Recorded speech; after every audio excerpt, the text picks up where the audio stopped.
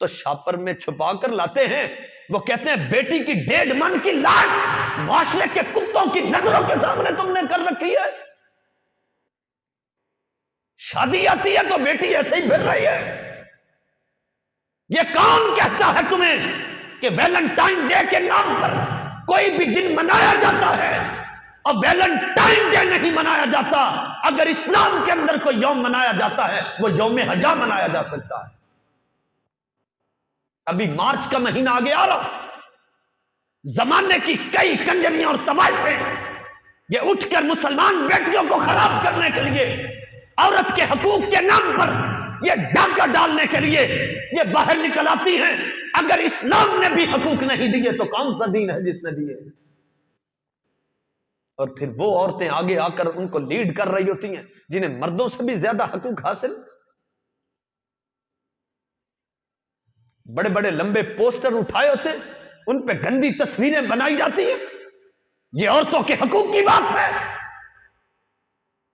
ابھی کل کی بات ہے, انڈیا سے ایک یونیورسٹی کی طالب علم بچی, مسلمان بیٹی, جس نے ہندوؤں کے سامنے صرف اس کو نقاب اور برقع پہننے پر جنہوں نے تضحیک کا نشانہ بنایا, مگر اس نے زمانے کی پرواہ کیے بغیر اس نے سب کے سامنے نعرہ تکبیر بلند کیا. مسلمان بیٹیوں کی شان یہ ہے, یہ ہے مسلمان بیٹیوں کی. اور وہ جو مینار پاکستان پر ایک وہ بھی مسلمانوں کی شرمندہ صفت بیٹی ہے کہ جس نے اپنے کئی فالورز اور کئی جنگلی کتوروں کو بلا کر صرف ایک سیلفی اور اپنے ویوز بڑھانے کے لیے جس نے اپنے آپ کو اڑیا کیا. زمانے نے پھر دیکھا کہ وہ کس قدر بے حیا عورت تھی. اس کو تو وہ جھوٹی عزت نہ مل سکی جو نعرہ تکبیر بلند کرنے والی بیٹی کو زمانے نے دی. نعرہ تکبیر، نعرہ رسالت، نعرہ رسالت، نعرہ حیدری. قرآن کہتا ہے یا ایھا الذین آمنوا, اے ایمان والو, لا تدخلوا بیوتا غیر بیوتکم, اے ایمان والو دوسروں کے گھروں کے اندر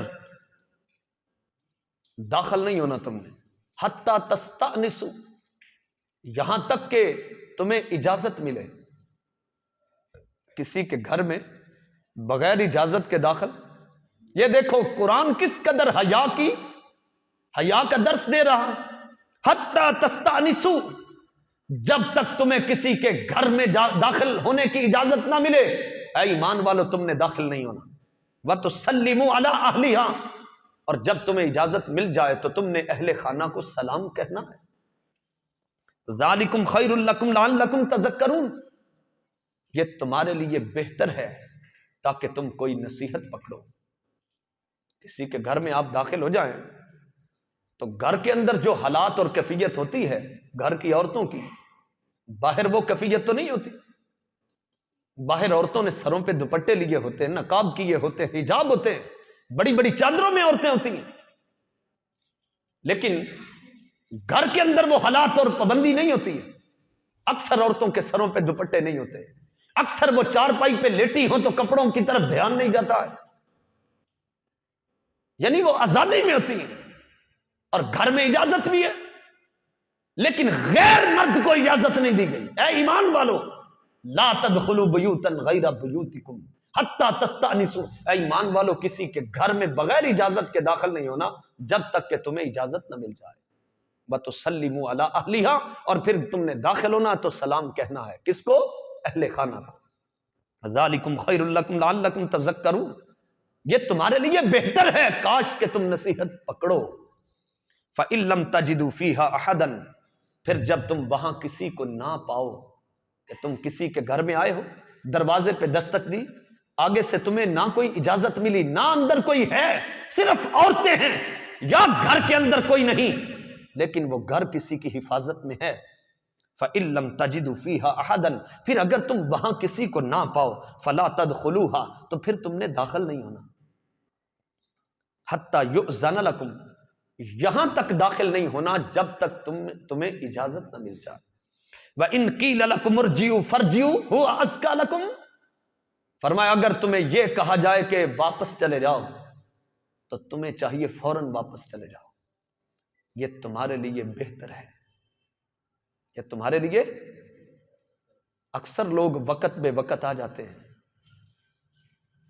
حالانکہ 3 اوقات میں کسی کے گھر جانے کی ممانت اسی سورہ نور میں ہے، 3 اوقات میں کوئی نہیں جا سکتا ہے، لیکن جب تم جاؤ اور وہاں کسی کو نہ پاؤ تو قرآن کیا کہتا ہے؟ تم وہاں سے ہٹ جاؤ۔ اگر عورتیں تمہیں کہیں کہ اس وقت گھر کے اندر کوئی موجود نہیں تو تم نے داخل نہیں ہونا۔ اور پھر سنت طریقہ یہ ہے، کسی کے دروازے پہ 3 مرتبہ دستک دو،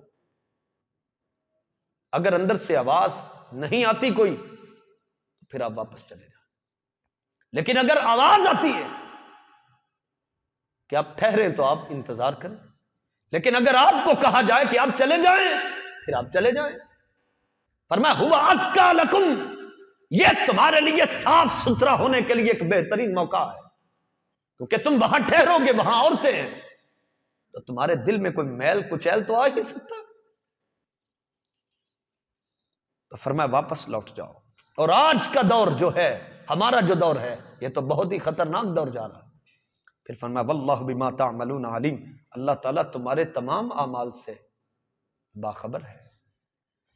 لیس علیکم جناح ان تدخلوا بیوتا غیر مسکونۃ فیہا متاع لکم، فرمایا کہ تم پر اے اہل ایمان گناہ نہیں ہے کہ تم ان گھروں کے اندر بے اجازت داخل ہو سکتے ہو جن گھروں کے اندر کسی کی سکونت نہیں ہے، یعنی کہ کسی ہوٹل میں آپ جا سکتے ہیں بغیر اجازت کے، کسی ایسی جگہ پر جو ابھی مکان تعمیر ہو رہا ہے، وہاں کسی کی رہائش نہیں ہے، کسی کی سکونت نہیں ہے، وہاں پہ آپ جا سکتے ہیں۔ فرمایا وہاں تم جا سکتے ہو، واللہ یعلم ما تبدون وما تکتمون، اللہ کو علم ہے جو کچھ تم ظاہر کرتے ہو اور جو کچھ تم چھپاتے ہو۔ پھر فرمایا قل للمؤمنین، اے پیغمبر مومن مردوں سے فرما دو کہ یغضوا من ابصارہم، کہ وہ اپنی آنکھوں کو جھکائے رکھیں۔ ہم جھکا کے چلتے ہیں؟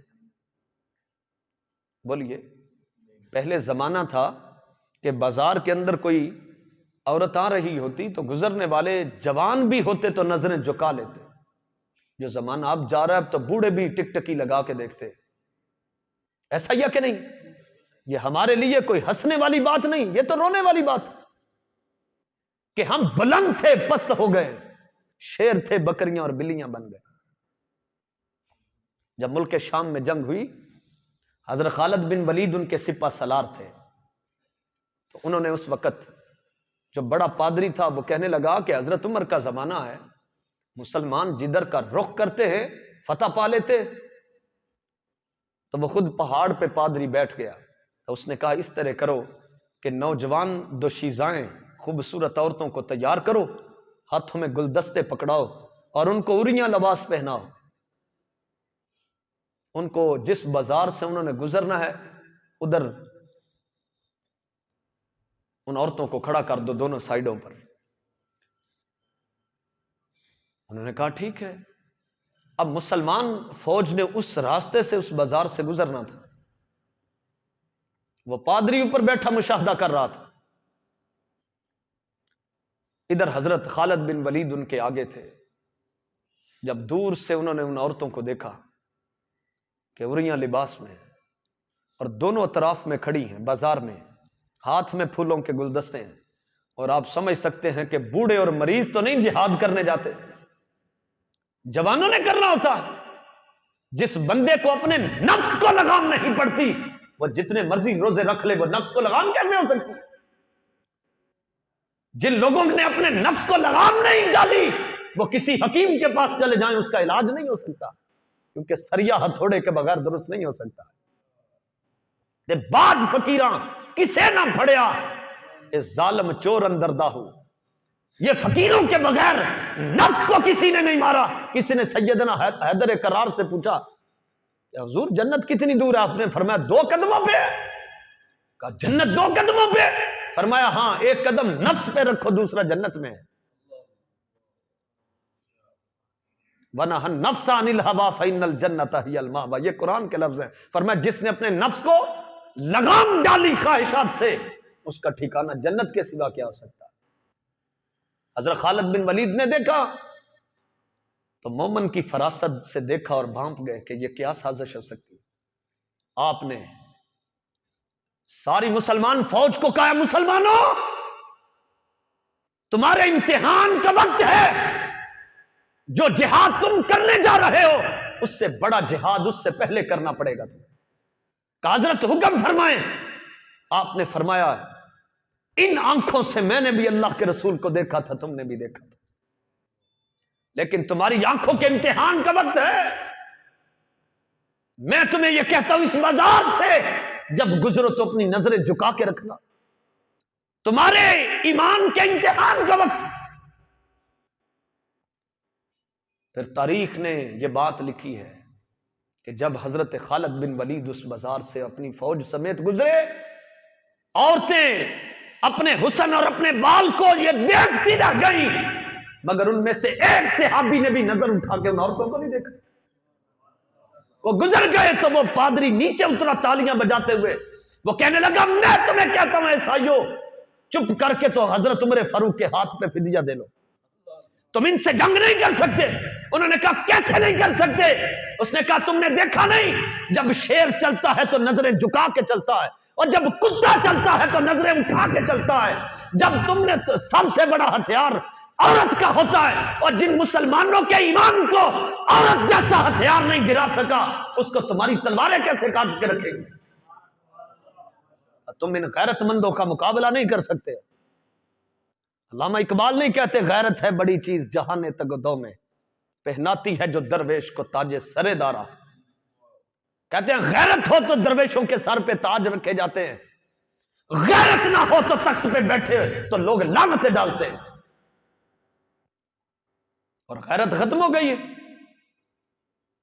یہ کوئی دن کی بات ہے مرد ہوش مند، نہ غیرت تجھ میں ہوگی نہ زن اوٹ چاہے گی. عورتیں پردہ کر رہی ہیں لیکن اس میں قصور مردوں کا ہے. رسول پاک کی حدیث ہے جامع ترمذی میں، فرمایا اذا جاء امورکم الی نسائکم فبطن الارض خیر لکم من ظہرها. اے مسلمان مردوں جب تمہارے گھروں کے معاملات کے اور تمہارے دیگر معاملات کے فیصلے مردوں کی بجائے عورتیں کرنے لگ جائیں تو تمہارے لیے زمین پر زندہ رہنے سے بہتر ہے زمین کے اندر چلے جانا. آج مرد گھر کے اندر چینل نہیں بدل سکتا، ان کی جرت نہیں. بیٹی کو لباس کیسا دینا یہ فیصلہ عورتیں کر رہی ہیں، مرد کی جرت نہیں کہ وہ شادی بیاہ پر یا کسی تقریب پر یا کالج اور یونیورسٹی جاتی ہوئی بچی کو کہے اور بچی یہ لباس ہمارا نہیں ہے، یہ کافروں کا لباس ہے. یہ کہہ سکتے ہم؟ اور جو کسی کو گرل فرینڈ بنا کر، کیا یہ قرآن کے لفظ نہیں؟ وَلَا مُتَّخِذِي اخدان، یہ مردوں کو کہا. وَلَا مُتَّخِذَاتِ اخدان، اور تو کبھی کہا فرمایا چھپی یاریاں نہیں لگانی تم نے. اور تم بوائے فرینڈ اور گرل فرینڈ، اور آج کے دور میں تو اسے عیب بھی نہیں سمجھا جا رہا. ماں باپ خود ملوث ہوتے، بہن بھائی خود ملوث ہوتے، سمجھتے ہیں جی جسم ہمارا ہے تو ہماری مرضی ہے، اور جسم خدا کا ہے مرضی اس کی چلتی ہے. اگر یہ جسم تمہارا تھا، اس جسم سے روح پھر تیری مرضی کے بغیر کیسے نکل گئی؟ اگر یہ جسم تیرا تھا تو کینسر کی بیماری کیسے آ گئی؟ پھر تجھے کالی کھانسی کیسے ہو گئی ہے؟ اگر جسم تیرا تھا تو جسم میں درد کیسے ہوئی؟ سر میں درد ہے، چاہتا ہے کہ درد ختم ہو جائے، اگر جسم تیرا ہے تو پھر درد ختم کیوں نہیں ہوا؟ یہ جسم بنایا کس نے؟ یہ پانی کے نطفے کو گوشت کی شکل کس نے دی؟ اور اس گوشت کے اندر سرخ رنگت کس نے ڈالی؟ اس میں ہڈیاں کس نے ڈالی؟ سر سے لے کر پاؤں تک پورا پورا یہ کس نے بنایا؟ یہ ہمارے پروردگار نے بنایا. تو جس نے جسم کا جو خالق ہے وہی جسم کا مالک ہے، اور جب چاہے گا روح نکال لے گا.